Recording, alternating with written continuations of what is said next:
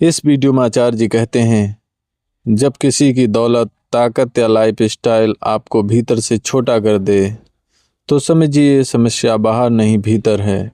चलो सुनते हैं। प्रश्नकर्ता: आचार्य जी, आपकी सारी बातें सुनी, पहले भी सुनी है, ये बुक्स भी बहुत पढ़ी, काफ़ी समय से पढ़ रहा हूँ। तो मेरे जीवन में तथ्य ये है कि जब ऐसे लोग सामने आ जाते हैं न कहीं आप इन्फीरियर फील, हीन भाव करते हो। जैसे मैं एक उदाहरण देता हूँ। मेरे एक कजिन चचेरा भाई हैं, वो एक वकील हैं। तो जब एक फैमिली फंक्शन में आए तो उनके पास अच्छा खासा पोर्श महंगा कार मॉडल गाड़ी है। मुझे पता है गलत तरीके से कमाया है, इतने कम समय में नहीं कमा सकते, बाकी कुछ पुश्तैनी भी है। तो लड़के सारे लोग उनके आसपास इकट्ठे हो जाते हैं उनका अच्छा लाइफस्टाइल देखकर। आपने एलोन मस्क की बात की, इतना तो नहीं पता। फिर भी हमारे आसपास देखें तो इस तरह के जो भोगवादी किस्म के लोग होते हैं, इनके आगे।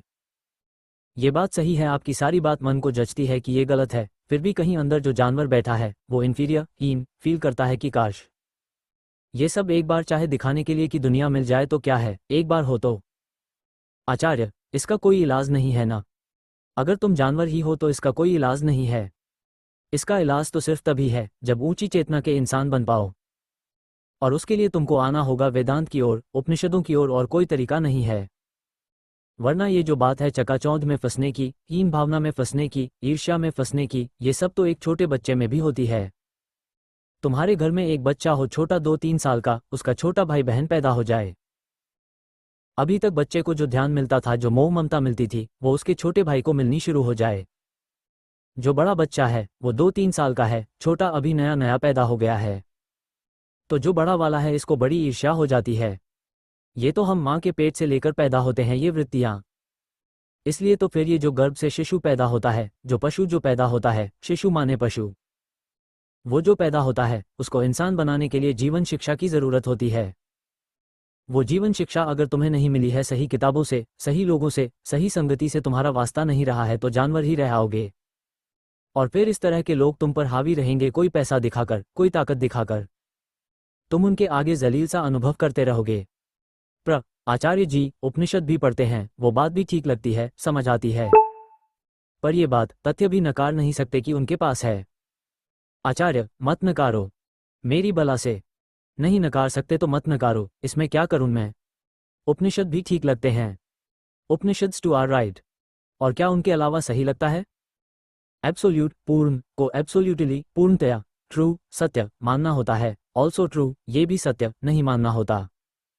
नहीं, आपकी बात भी ठीक है, पर उनकी बात भी ठीक है, तो तुम उधर ही चले जाओ। आचार्य जी, आपने अभी एलोन मस्क पर बात की है, तो इसमें एक तर्क ये भी आता है कि एलोन मस्क इनकेस, यदि, अगर अर्थ, पृथ्वी पर मास एक्सटिंक्शन, सामूहिक विनाश होता है तो वो तो हमें बचा ही रहा है। आचार्य: मास एक्सटिंक्शन, सामूहिक विनाश, नेचुरल, प्राकृतिक तरीके से होने की क्या संभावना है? 0.0000001%, और जो काम करे जा रहे हैं इंसानों के द्वारा, इन धनपतियों के प्रभाव में, उसके कारण मास एक्सटिंक्शन होने की क्या संभावना है? 100%। तो बचाया जा रहा है या जलाया जा रहा है तुमको? ये कैसा सवाल है? मास एक्सटिंक्शन अपने आप बिल्कुल हो सकता है, कल को कोई एस्टेरॉइड, उल्का पिंड आकर के पृथ्वी पर टकरा जाए, पूरी मानव जाति खत्म हो जाएगी। लेकिन उसकी संभावना क्या है? 1 in a million, 10 लाख में एक। और इंसान जिस तरीके से जी रहा है और कंजम्पशन, उपभोग कर रहा है और बच्चे पैदा कर रहा है, उसके कारण मास एक्सटिंक्शन की क्या संभावना है? 100%, और वो भी 100-200 साल के अंदर ही अंदर, ज्यादा बोल रहा हूं, हो सकता है। हो सकता है कि 10-20-50 साल के अंदर अंदर। तो ये क्या तर्क है कि मास एक्सटिंक्शन से हमको बचाया जा रहा है?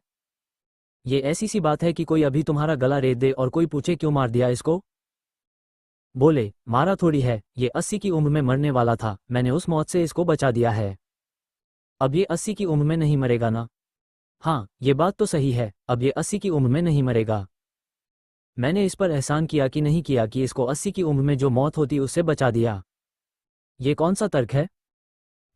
इसमें आचार्य जी, एक मैट्रिक, मानक उपलब्ध है इंटरनेट पर कि एक अर्थ ओवरशूट डे होता है, उसमें यह बताया जाता है कि इस वक्त जितना हम इस्तेमाल कर रहे हैं, जितनी हमारी आबादी है, उसके लिए हमें 1.7 टाइम्स ऑफ अर्थ चाहिए, 1.7 गुना पृथ्वी चाहिए।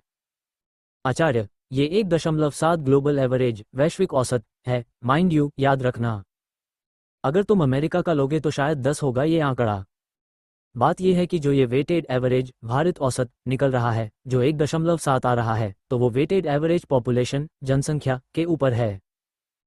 पॉपुलेशन हिंदुस्तान जैसे देशों की ज़्यादा है और हिंदुस्तान में अभी अगर सिर्फ हिंदुस्तान का लोगे तो 1.7 नहीं आएगा, वो 0.4 से 0.5 आएगा। इसलिए ग्लोबल एवरेज जो है वो अभी फिर भी सिर्फ 1.7 है।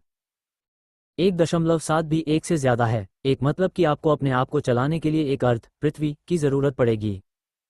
1.7 का मतलब है कि आपकी आबादी कुल जितनी है और जितना कंजम्पशन कर रही है उसके लिए आपको 1.7 पृथ्वियाँ चाहिए। कहाँ से लाओगे वो? दूसरी पृथ्वी, एक से ऊपर वाली जो है। अगर एलोन मस्क के देश जाओगे अमेरिका, तो वहाँ प्रति व्यक्ति जितना उपभोग होता है पर कैपिटा कंजप्शन, उसके लिए तो 1.7 भी नहीं 10 पृथ्वियाँ चाहिए। 10 भी शायद कम बोल रहा हूँ, अगर आंकड़े चेक किए जाएं तो 20 भी निकल सकता है। और 20 भी क्या है? 20 भी अमेरिका की आबादी का एवरेज औसत है। अब उसमें भी अगर तुम बिलियनर्स अरबपतियों का कंजम्पशन लोगे तो वो आंकड़ा 20 से उठ करके 20,000 हो जाएगा।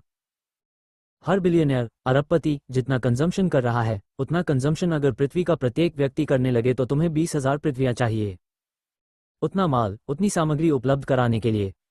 लेकिन हर व्यक्ति का आइडियल आदर्श यही होता है क्या कि मैं भी एक दिन उस बिलियनियर जैसा हो जाऊंगा और हर व्यक्ति हो गया उसके जैसा, तो 20,000 पृथ्वियाँ चाहिए। ले आओ जहां से ला सकते हो। होना ये नहीं चाहिए कि सबके सब लोग उनके जितना कंजम्पशन करे। होना ये चाहिए कि उनके कान पकड़ करके उनको नीचे लाना चाहिए कि तुम इतना उपभोग नहीं कर सकते, इतना कंजम्पशन करना अलाउड नहीं है, अनुमति नहीं, क्योंकि तुम सिर्फ खुद नहीं कर रहे हो कंजम्पशन, तुम दुनिया भर के लिए क्या बन रहे हो? एक उदाहरण बन रहे हो, एक रोल मॉडल बन रहे हो। तो आचार्य जी, आपने आखिरी में बताया कि उनके कान पकड़कर उनको आपको नीचे लेकर आना चाहिए, लेकिन अभी हो तो यही रहा है कि उनकी ही देखा देखी हम उनके पीछे पीछे चल रहे हैं। तो एक जवान आदमी या कोई एक इंडिविजुअल व्यक्ति है, वो मान लो मैं भारत में रहता हूँ, तो मैं क्या कर सकता हूँ कि भाई मेरा कंजम्पशन कम रहे? आचार्य, कंज्यूम करने वाला मन होता है, लोगों का मन ठीक करना पड़ेगा। ये जो यहाँ पर कर रहे हैं इसके लिए 100 बार बोलता हूँ कि दुनिया का सबसे ज़रूरी काम है आदमी का मन ठीक कर दो, उसका कंजम्पशन अपने आप कम हो जाएगा।